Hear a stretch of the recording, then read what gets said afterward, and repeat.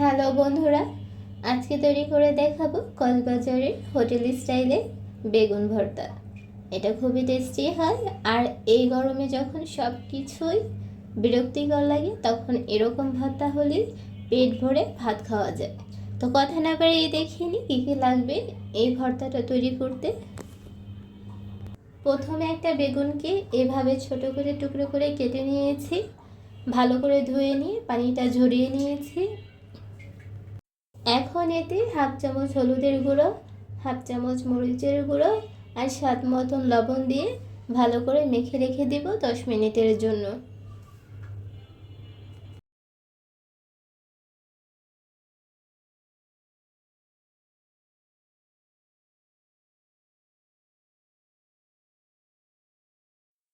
দশ মিনিট পর এখন এটাকে আমি তেলে ভেজে নিব। একটা পাত্রে পরিমাণ মতন তেল নিয়ে তেলটা গরম হয়ে গেলে তারপরে আমি বেগুনগুলোকে ভেজে নিব।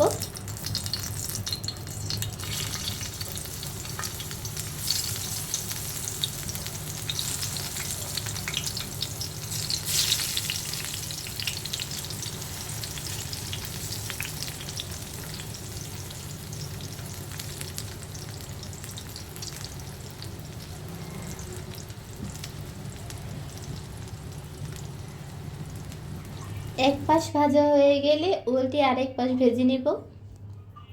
এখানে 3 কোয়া রসুন নিয়েছি, এটাকেও আমি ভালো করে তেলে ভেজে নিব।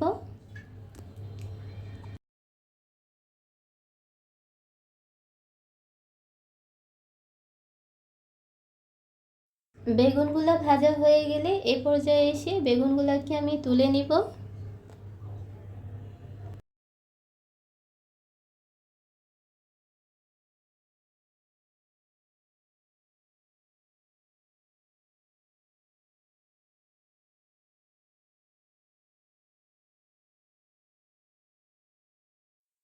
এইখানে আমি ধনিয়া পাতা কুচি, পেঁয়াজ কুচি, কাঁচামরিচ কুচি নিয়েছি আর শুকনো মরিচ তেলে ভেজে নিয়েছি।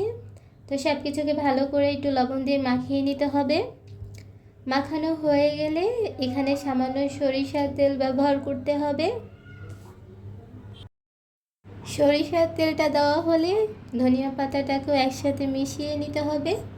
তারপরে এখানে ভাজা বেগুনগুলো নিয়ে নিতে হবে, এগুলোকে হালকা একটু চটকে নিতে হবে।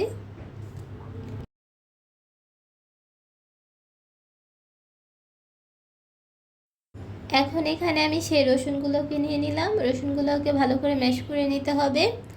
তারপরে সব কিছুকে ভালো করে মাখিয়ে নিলেই তৈরি হয়ে যাবে আমাদের ভীষণ মজার কক্সবাজার হোটেল স্টাইলের বেগুন ভর্তা। তো বন্ধুরা, এভাবেই খুব সহজেই তৈরি করা যায় এই ভর্তাটি।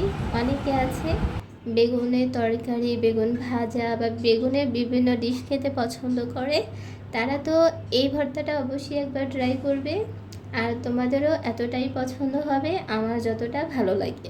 তো বন্ধুরা, অবশ্যই ট্রাই করে দেখবে, আর ভালো লাগলে ভিডিওটা শেয়ার করে রাখতে পারো।